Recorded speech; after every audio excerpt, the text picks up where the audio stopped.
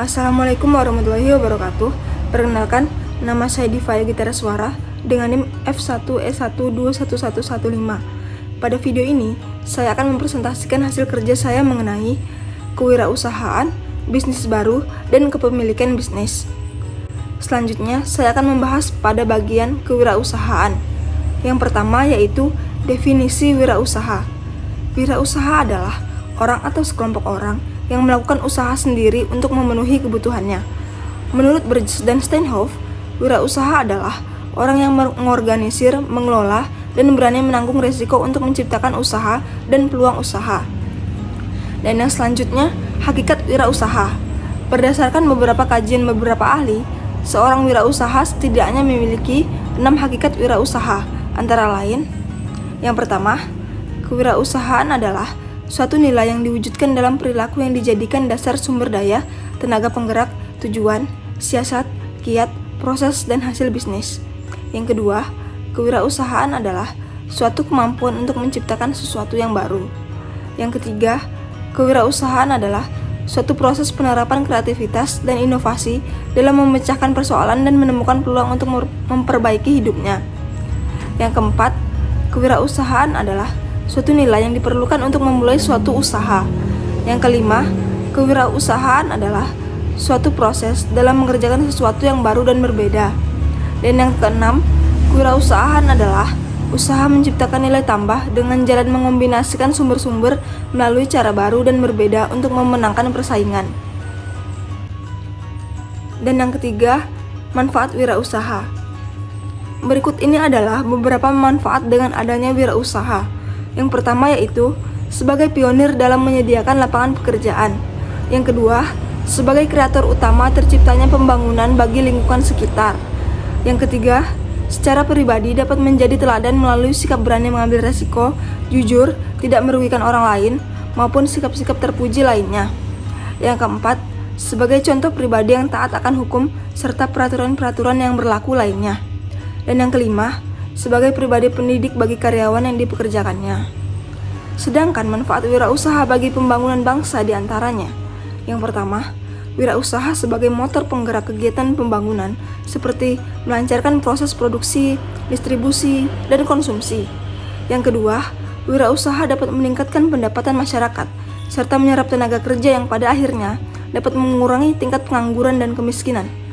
Yang ketiga, wirausaha dapat membantu pemerintah dalam bidang ekonomi dengan menyediakan barang konsumsi sehingga ketergantungan pada barang asing akan berkurang. Dan yang keempat, saya akan membahas mengenai keuntungan dan kelemahan wirausaha. Secara umum, kelemahan menjadi wirausaha adalah: yang pertama, penghasilan yang tidak pasti. Yang kedua, bekerja keras dengan waktu yang terbatas. Yang ketiga, kualitas kehidupan rendah sebelum mereka berhasil.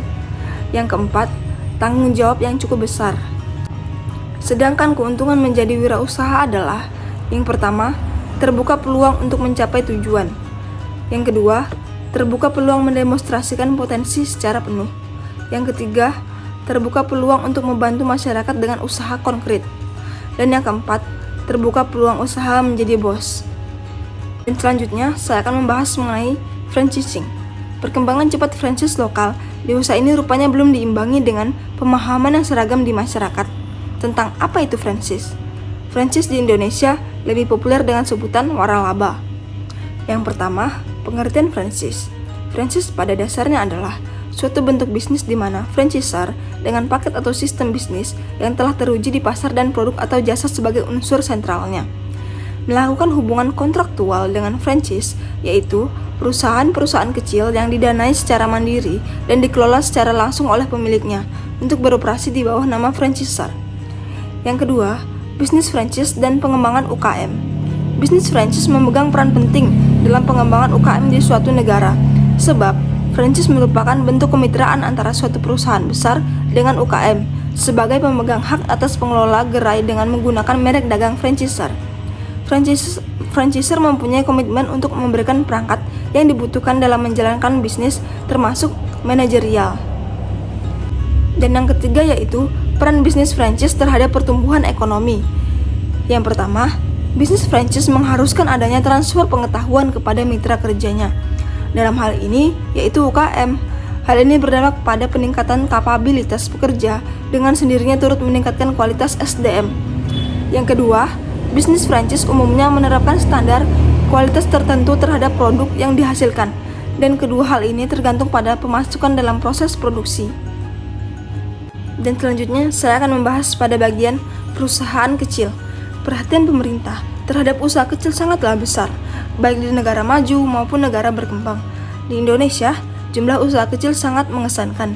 Menurut data BPS dan Kementerian Koperasi dan UKM, 99,8% lebih usaha yang ada di Indonesia adalah usaha kecil. Usaha kecil adalah kegiatan ekonomi rakyat yang berskala kecil dengan ketentuan sebagai berikut. A. Memiliki kekayaan bersih paling banyak senilai 200 juta rupiah, tidak termasuk tanah dan bangunan tempat usaha. B. Memiliki hasil penjualan tahunan paling banyak senilai 1 miliar rupiah. C. Milik warga negara Indonesia. D. Berdiri sendiri, bukan merupakan anak perusahaan atau cabang perusahaan yang dimiliki. E. Berbentuk usaha orang perseorangan. Dan selanjutnya, keunggulan bisnis kecil. Yang pertama yaitu inovasi. Untuk berhasil dalam persaingan dagang, perusahaan raksasa yang didukung oleh sumber daya yang besar, maka perusahaan-perusahaan kecil seringkali harus menemukan cara baru yang kreatif dalam menjalankan bisnis. Dalam 1 tahun, perusahaan kecil akan mengembangkan 2 kali lipat inovasi produk per karyawan dibandingkan dengan perusahaan yang lebih besar. Yang kedua, layanan pelanggan yang superior. Perusahaan kecil seringkali dapat beroperasi dengan fleksibilitas yang lebih besar, sehingga memungkinkan untuk menyesuaikan lini produk dana jasa yang ditawarkan untuk memenuhi kebutuhan pelanggannya. Yang ketiga, biaya yang rendah. Perusahaan kecil mungkin dapat menyediakan barang dan jasa dengan harga yang tidak ditandingi oleh perusahaan besar. Perusahaan kecil biasanya meminimalkan biaya overhead. Dan selanjutnya, kelemahan bisnis kecil. Yang pertama, kelemahan manajemen. Manajemen yang tidak memadai merupakan suatu dari hal yang paling umum ditemukan dalam otopsinitas kegagalan perusahaan. Yang kedua, kurangnya pendanaan. Pendanaan yang kurang memadai dapat memperumit kekurangan manajemen dengan mempersulit perusahaan kecil untuk menarik dan mempertahankan orang yang berbakat. Yang ketiga, peraturan pemerintah. Pajak adalah beban lainnya yang memberatkan bagi perusahaan kecil.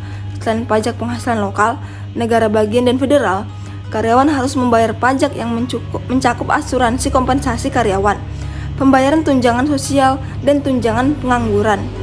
Dan selanjutnya, saya akan membahas mengenai bentuk-bentuk badan usaha. Badan hukum usaha yang ada di Indonesia beragam jenisnya. Di antaranya, yang pertama, perseorangan. Perusahaan perseorangan merupakan perusahaan yang dimiliki oleh perseorangan. Untuk mendirikan perusahaan perseorangan sangatlah sederhana dan tidak memerlukan persyaratan khusus, sebagaimana bentuk badan hukum lainnya. Yang kedua, firma. Firma adalah perusahaan yang didirikan oleh 2 orang atau lebih yang kemudian menjalankan perusahaan atas nama perusahaan. Yang ketiga, perseroan komanditer. Perseroan komanditer atau sering disingkat dengan CV merupakan persekutuan yang didirikan atas dasar kepercayaan. Dalam CV terdapat beberapa sekutu yang secara penuh bertanggung jawab atas sekutu lainnya. Yang keempat, perseroan terbatas atau sering disingkat dengan PT. Perseroan terbatas adalah badan hukum perusahaan yang paling banyak digunakan dan diminati oleh pengusaha. Penyebabnya adalah karena badan hukum jenis ini memiliki banyak kelebihan dibandingkan dengan badan hukum lainnya. Dalam praktiknya, jenis perseroan terbatas terdiri atas dilihat dari segi kepemilikannya. Yang pertama, perseroan terbatas biasa merupakan perseroan terbatas di mana para pendiri, pemegang saham, dan pengurusnya adalah warga negara Indonesia dan badan hukum Indonesia. Yang kedua, perseroan terbuka adalah perseroan yang modal dan jumlah pemegang sahamnya memenuhi kriteria tertentu. Dan yang kelima, perusahaan negara. Perusahaan negara adalah perusahaan yang didirikan berdasarkan undang-undang. Model untuk mendirikan perusahaan negara adalah kekayaan negara yang dipisahkan dan tidak dipisahkan atas saham. Dan masih banyak lagi bentuk usaha lainnya yang ada di Indonesia. Dan selanjutnya saya akan membahas mengenai perbedaan wirausaha dan usaha kecil. Berikut ini beberapa poin penting dalam perbedaan wirausaha dan perusahaan kecil diantaranya. Yang pertama, perusahaan kecil memiliki badan hukum yang jelas. Sedangkan wirausaha jarang yang memiliki badan hukum yang jelas. Yang kedua, bisnis kecil sangat bergantung pada lingkungan pasar. Dari sistem manajerialnya pun berbeda. Sistem manajerial kewirausahaan lebih baik dibandingkan dengan sistem bisnis kecil. Yang ketiga, kewirausahaan lebih meningkatkan hasil dari suatu produknya, sedangkan perusahaan kecil lebih meningkatkan pada laba yang akan didapatkan. Sekian hasil presentasi dari saya. Terima kasih atas perhatiannya. Wassalamualaikum warahmatullahi wabarakatuh.